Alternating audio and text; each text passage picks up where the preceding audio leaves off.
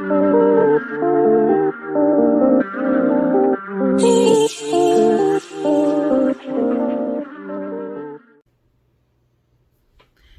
guys, welcome back to our channel. What's up?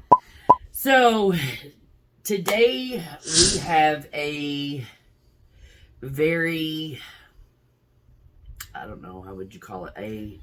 We have something really serious to talk to you about. Thank you. I'm just going to blurt it out. I have decided to do gastric sleeve surgery. Weight loss surgery. I have decided to do it because It came highly recommended by, what, 3 doctors? yeah, 3 doctors. So, it's kind of decided, kind of highly suggested. This surgery is pretty much my last shot at life. And that's the gist of it. If I stay in the condition that I'm at now, You won't last much longer. I may get lucky and have 5 years. If I get this surgery, it could extend my life by 15 years. That's the seriousness of what we're here to talk to you about. So I guess let's get right into it. I wanted to come to you guys and be real with you all and be straightforward and talk to you all. I have done so much research ever since the doctor said, look, you know, this is what I'm recommending you to do. And then the other doctor said, this is what I think you should do. And then that third doctor said, this is what I think you should do. I sat there like, oh my God, you know, how serious is this? I've already had 9 surgeries in 3 years. 9 surgeries in 3 years. I've had so much anesthesia that my hair's fallen out. My nails are brittle and thin, and you know, it's been a roller coaster. And in that 3 years, every condition has just gotten worse and worse and worse. And with these last several surgeries, as all of you all know, maybe you don't, but I developed type 2 diabetes. And I am now on 3 insulin shots a day. 4. 4. 3 short term, 1 long term. Yes. I take 3 fast acting at each of my meals. That's what I meant, fast. Yeah. Breakfast, lunch, and dinner. And then I take a long lasting at bedtime.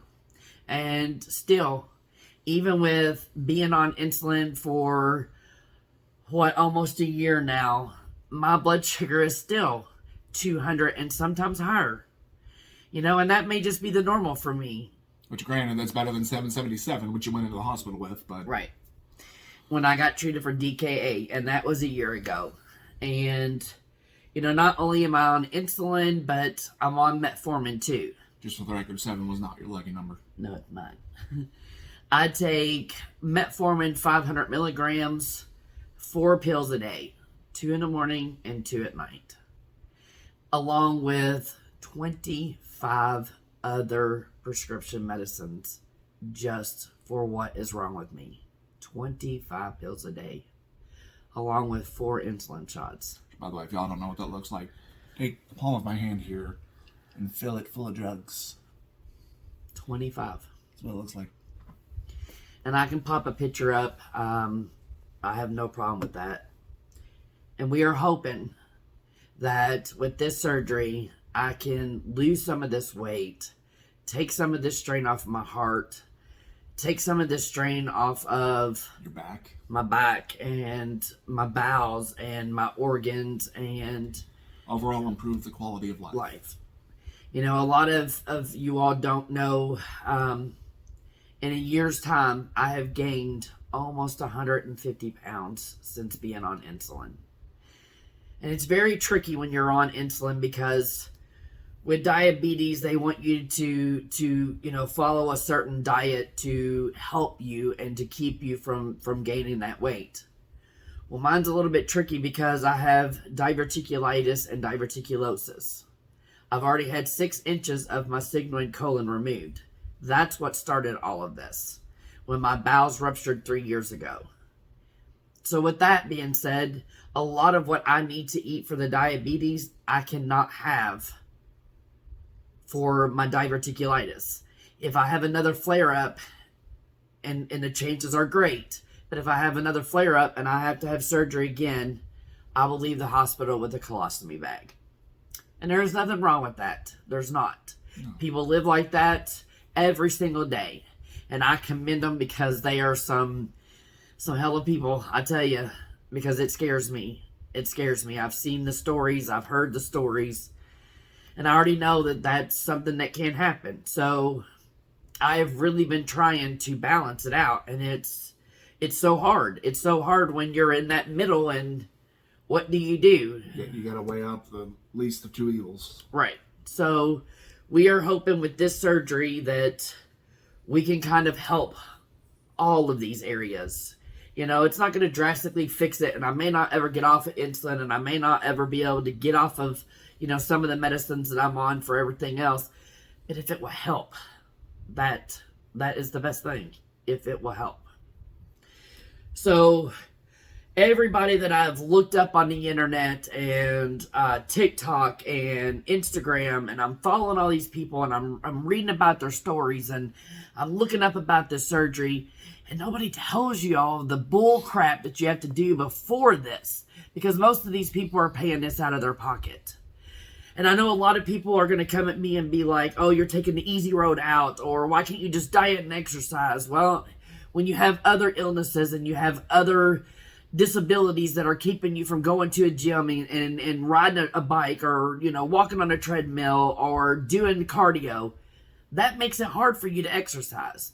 And I'm not making any excuses, because I went from a 50-hour-a-week plus job on my feet every day for over 10, 15, 20 years. I did that. 10, 15, 20 years I did that. And with the same company, I was there for 11 years. 11 years before this happened. 11 years, and for the past 3 years, I have not been able to do anything. I have been almost bedbound. Bedbound. So, I'm watching all these stories, and all of these people are paying out of their pocket. They're paying it out of their own pocket. So, nobody is talking about if your insurance approves it. And by the way, yes, my insurance has approved that they are going to pay for this surgery. That it is medically necessary for me to have this surgery, so they are going to pay for it. Well, with that being said, my insurance has required a lot. A lot. I have been going at this since October 1st of 2021. 6 months. My insurance requires 6 months of a whole bunch of stuff that all of these people that I'm watching don't tell. Because when you pay out of pocket, you simply go to the place, they do all of your pre-op blood work and testing. Sorry. Excuse me. And then the next day, you're in surgery. Just so the record, no, it's not COVID. I'm a smoker. Bad, too. So, I wish he'd quit, but, maybe one day. He's tried. He tried. It dramatically decreased everyone else's quality of life when I did. So, I'll take this instead of that. So. All right. With that being said, when I first went, I got this handy dandy little binder here. And in this binder is a ton of information. I mean, it's got a ton. It talks about what all is in stored and what's going to happen. Yes, it is on paper, believe it or not. Yes. I actually made notes because I wanted to kind of be just right there with you guys. Because like I said, non-insurance payments, they pre-op surgery, you're done. You paid for it, you're out. It's kind of like a cosmetic procedure. You go in, you want boobies, you got boobies, you walk out. You're done. Yeah, her story starts 6 months earlier. Mine started 6 months earlier because the insurance required it. So 6 months ago, I went in for my first appointment as a referral from, and it was actually, I'm going to let everybody know, my heart doctor. That was the first person that said, I really think that you should consider this. And then I consulted with my, they sent me to my diabetic doctor, endocrinologist, who then said, yes. Good job. Thank you. Proud of you. I can never say it right, so if I say it right, that's good. She then said, yes, I agree with your heart doctor. This is the best thing. Then I went to my, what would he be? The surgeon that took care of all my... Your surgeon? General surgeon? You'd be a surgeon. Yeah. That's all I got. General surgeon, stomach surgeon, whatever he is. Well, that's the same surgeon that our doctor wanted me to see for my issue. Yes. Sometime in the future. We'll talk about it some other time. So I went to him. I consulted with him. Yes. Yes. Now the tricky part is for me, my incisions, which it's all laparoscopic done, or it's done laparoscopically, but my incisions will be a little bit different, and we'll talk about that down the road. I just want to mainly focus on, in this video, what I've had to do leading up to. So, first thing is, you have 6 appointments, 1 every month. Insurance requires you to make these appointments and not to miss them. If you miss these appointments, you're done. You're out. It's over. You're out of the program. You have to stick with this. This is, the rule of thumb. If this is serious, this is what you're doing, you have to stick with it.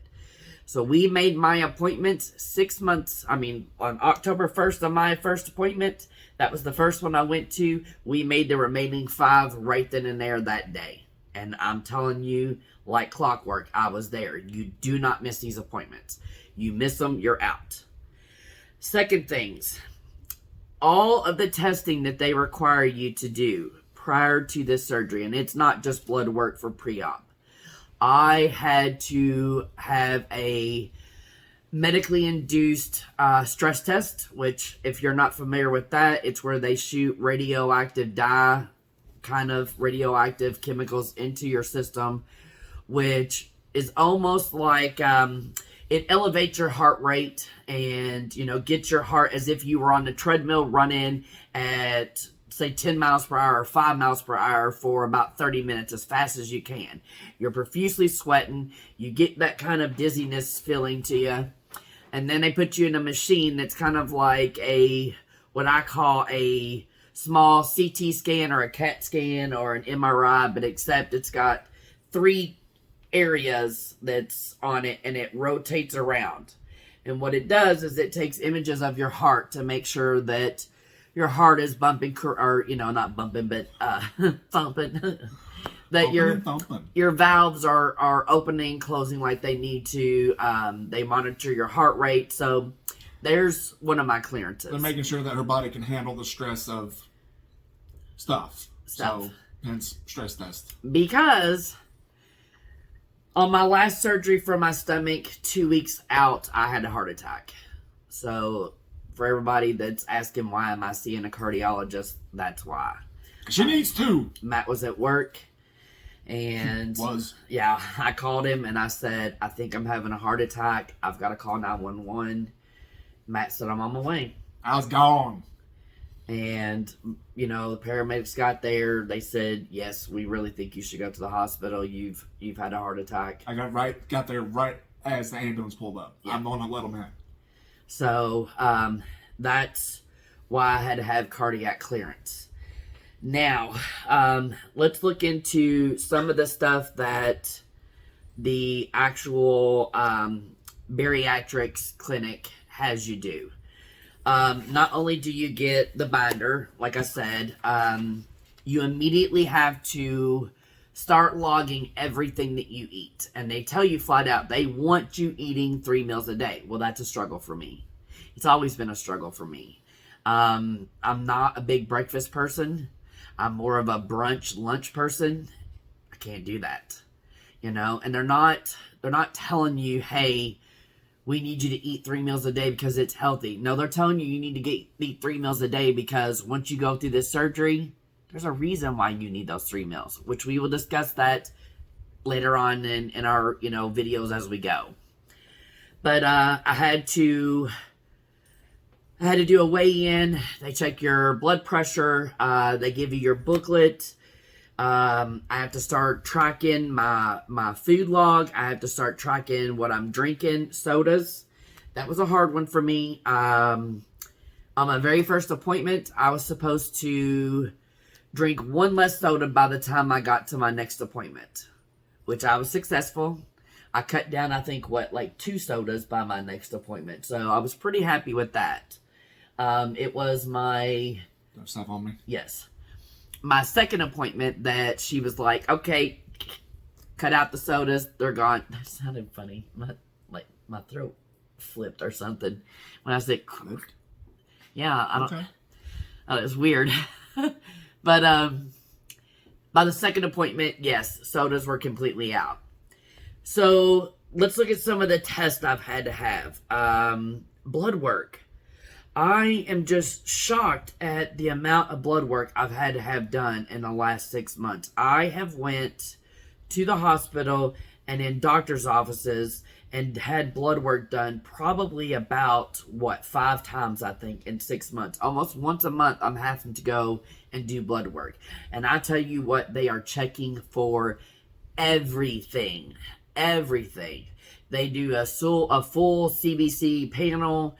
They get into it. They do a full drug test on you. I mean, every drug in the system, they are testing you for.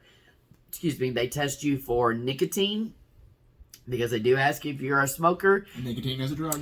And if you smoke, you're out. You got to quit smoking. And you have to quit smoking at least 3 months prior to surgery, I think. Some insurances require longer. That hurts. Did you stub your toe? My toe. Oh, I'm so sorry. You know what? I'm sorry. So, blood work is a big thing. Let's see here. Clearances. I had to have a sleep study. I'm trying to look over my notes because I wanted to talk about everything that I've done. So, every appointment I go, I take this notebook with them and I turn in my my food logs and my exercise log and what I've been doing. Then a psychiatrist. We've had to see a psychiatrist. That was something that I was shocked, but it's very understandable why they do it. They require you to see a psychiatrist because it emotionally and physically will affect you. Strongly. Just because a lot of patients lose the weight very quickly or lose quite a bit of weight very quickly. So for some people, it's emotionally affecting them. When they get out of the mirror and they've looked at themselves for so long, like this, the way I look, and I'll just use me for an example. I've been through this once before, not with surgery, but my weight has fluctuated up and down and up and down and up and down. And I mean, I have lost in the past before all of this and what have you. I've lost a substantial amount of weight and then gained it back and then lost some and gained it back. When you're used to looking like this, and within a short period of time, the average patient, I think they said, loses anywhere from 25 to 50, 60 pounds within the first 3 months. It's a lot of weight. It's a lot of weight for some people. So when you're so used to looking at yourself a certain way, it can actually mess with you mentally. When you get out of the shower and you start noticing things, because, guys, let's be realistic.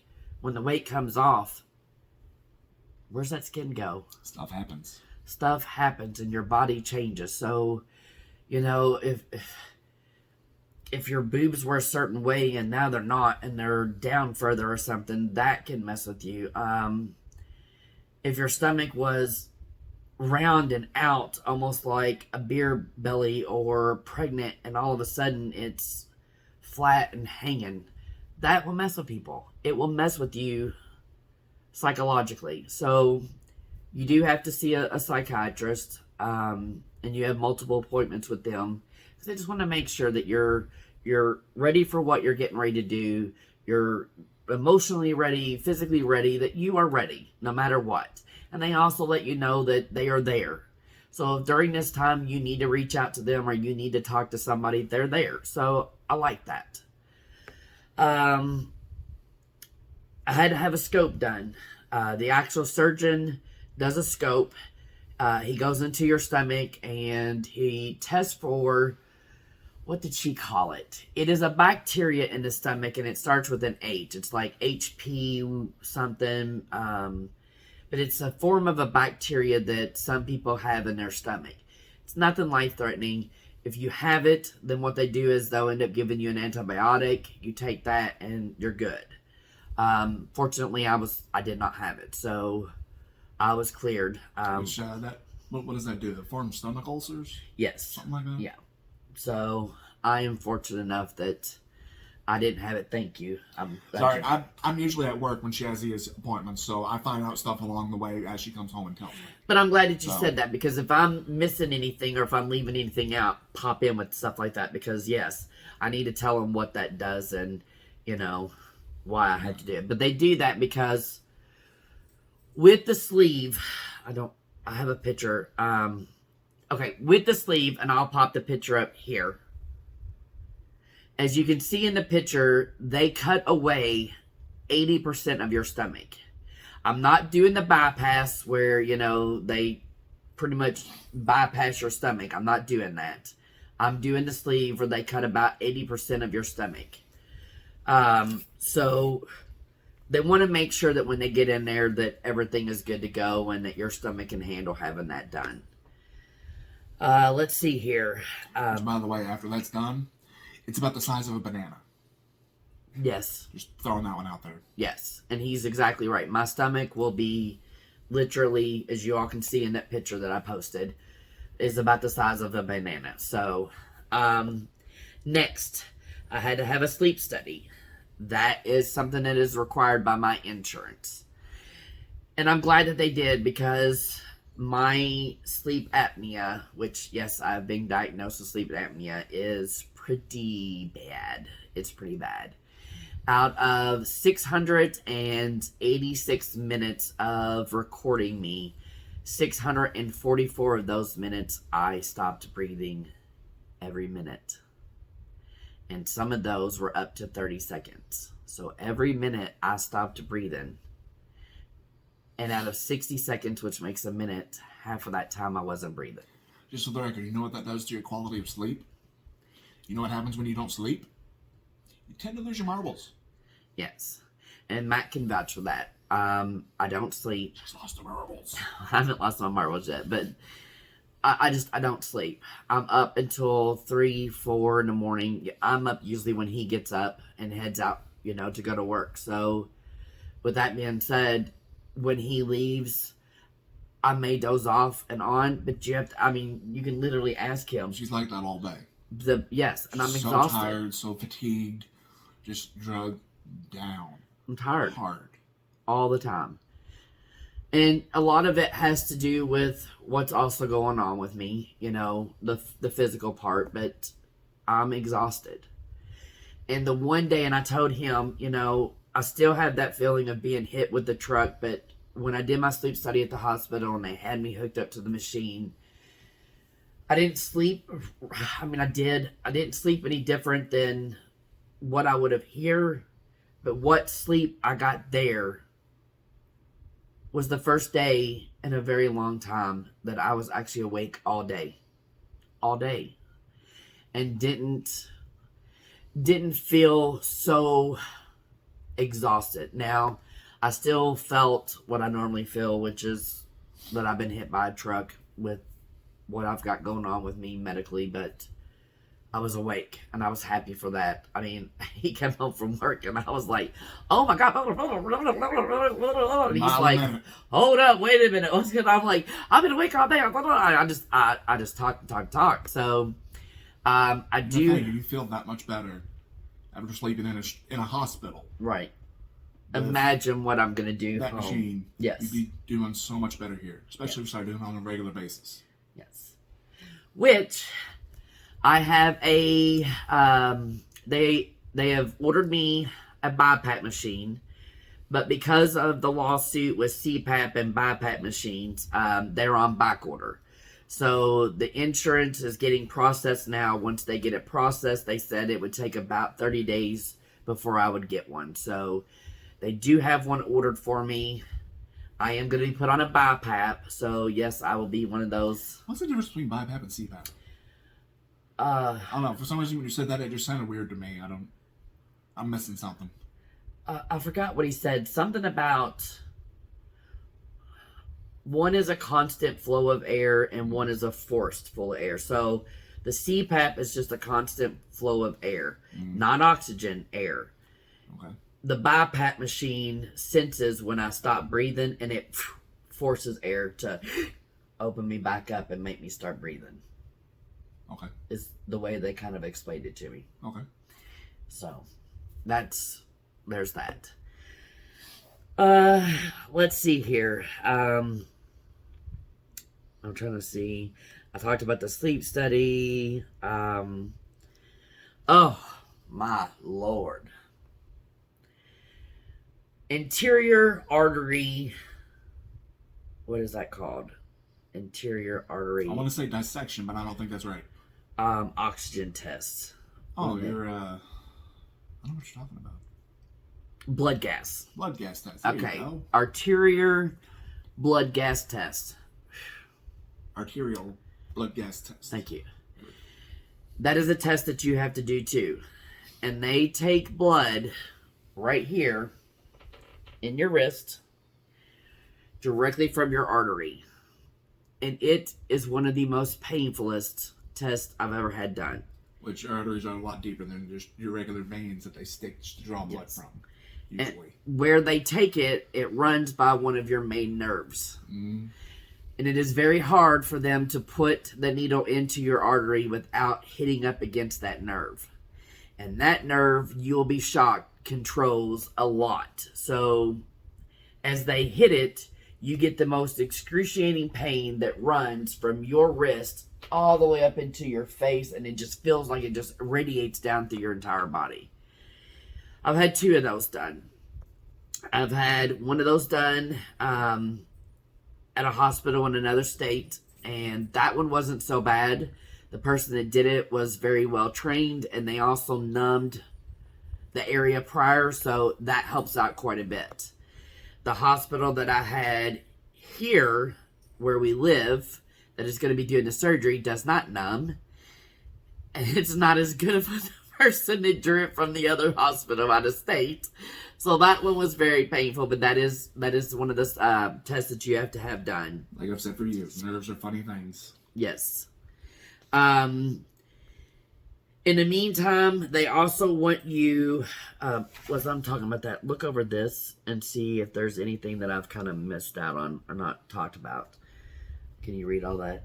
I ain't got time to read all that. We're going to sit here another 20 minutes. No, we're not. You made me forget what I was getting ready to say. Another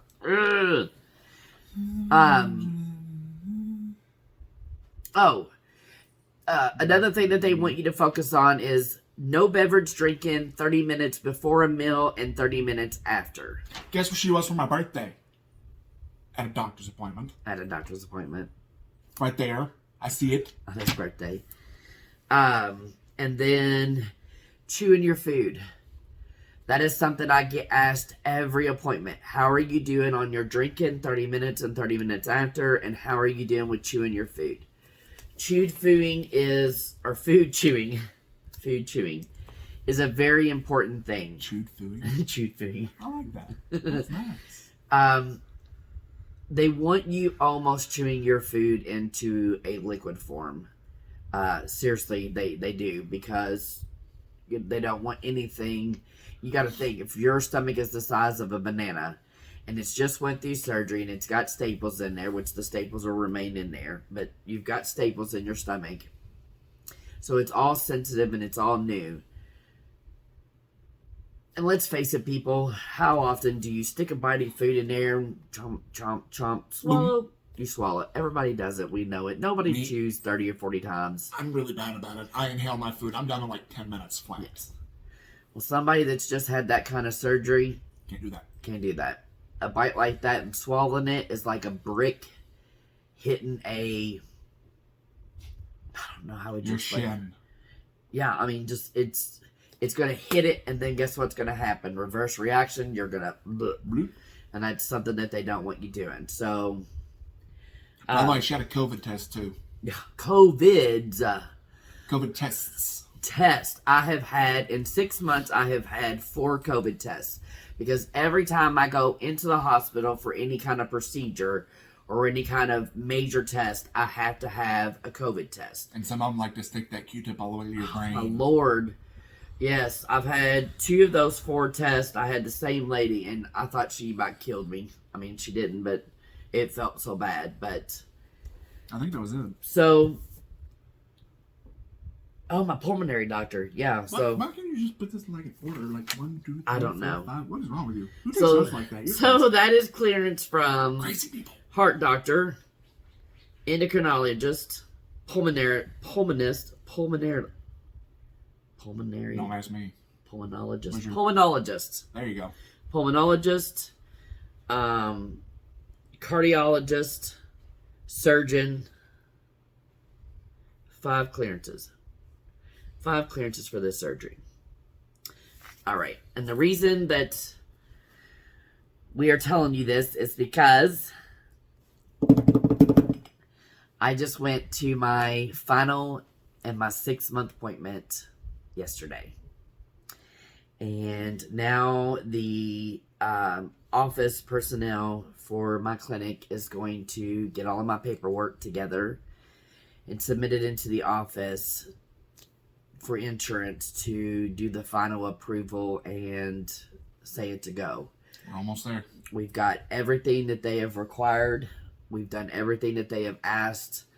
That is something else too I wanted to tell everybody, just so that you are aware.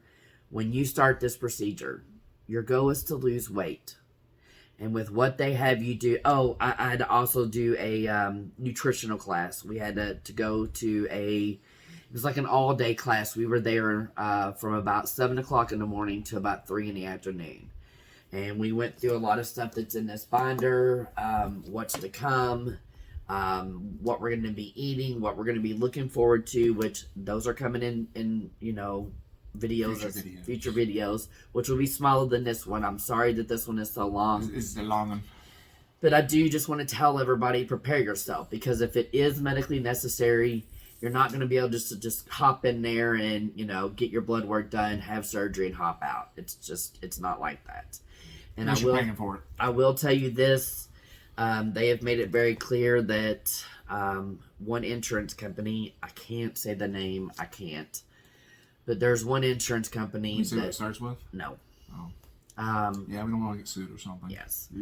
One insurance company has some very, very strict rules. So it's for everything we don't have. Yes. Now, mine has some strict rules that, like I said, I've had to follow. I've had to get all of this testing done, all this blood work done. I've had to get my approvals from all of my doctors. Which, one thing I would like to say, just as an example, one of these insurance companies say, hey, you have to lose weight each appointment. And that's what I was If you gain weight, even 1 pound in one of these appointments, you're out. You're done. Yeah. It's over. And that's what I was getting ready to say, guys, is because... I'm sorry. No, you're fine. That's what I was going to say. With my appointment, the goal is to lose weight. And I stressed out because I've been losing weight on all of my appointments, and I went to this appointment, and I had gained 3 pounds. And I freaked out. I mean, the first thing that came to my mind is, oh my God. And they were like, no, calm down. There's only one insurance that we have ever seen that has said, you're done. And like Matt said, that is the go for them. They do require the same 6 months before surgery, and every month you are required to lose weight. If you gain 1 pound, they kick you out of the system. You're done. So this is not as easy as everybody may say. Oh, it must be nice to have the insurance pay for it. Oh, aren't you the lucky one? Or, oh, you're taking the easy road out. So yeah, try having neuropathy. You think that's easy? Yeah, I mean, there's a lot that's going to be ahead of me, and that's going to come in future videos for you guys to see. But as he already did the drum roll, so I don't want him to have to do it again. I have a possible surgery date, and the reason we say possible, we've got 2 different dates. Hoping for the first one, but that's if insurance gets everything done in time. We have a second one just in case they don't. As of right now, my first surgery date is April the 14th. So I'm excited. And if that one doesn't go through because of the insurance, then my next appointment is April the 19th. I know everybody's a little bit different. I did ask about how long I'll be in the hospital, and it's just one night. I held up two fingers. One night. 11. 11. I was in 11. I know. I was there with you. 11 days. But yes, it's one night. I've seen all kinds of stories where they've said it's 3 nights. Some have went 5 nights. My doctor said it would be one night unless there are some complications. Now, because of my history and the complications that I have had in the past, we are praying that we have no complications with this, and I am one night and I am out. Dear Lord, in heaven above. So, this is our story. This is what we wanted to come with you with and come to you with. But there is. Did you hear that? Yeah, it's outside. Oh, okay. Thought I was losing it. So, we are going to end it here. We are going to stop rambling. This video is like 36 minutes long. That's it. We're done. We're done. We've got future videos coming on this. The next video will be talking about a diet, a certain diet that I had to do prior to surgery, 2 weeks prior. So we will discuss that in another video. I'm actually going to do the video while I'm doing the diet. So that way you'll get to see how it's affecting her, how she's affecting me, driving me up a wall. Yeah, and I'm probably to keep my mind occupied. I'm just kidding. And to keep my stamina going. That is probably a video that I'm going to do every day leading up to surgery, if he will help. Yeah. Because I want to see how I start off on that diet to the day leading up. And I've seen everybody do these little videos, 5 days until surgery, 4 days until surgery, 3 days until surgery. I'm going to see where I start on this, and then one day for surgery. So, with that being said, guys, we want to say thank you for clicking on this video. Thank you for supporting us two goofballs. We appreciate it. As I always say, stay motivated. Always stay motivated. Thank you for all of your love and support. If you like this video, please give us a big fat thumbs up. Hit that notification bell so that you can see our future videos on this. Make sure you hit that subscribe button right here. We'll cover some. Don't you dare. Right there. Go right there. Oh. Cover up my neck. Cover up my throat hole. And we love you guys. Bye. Later.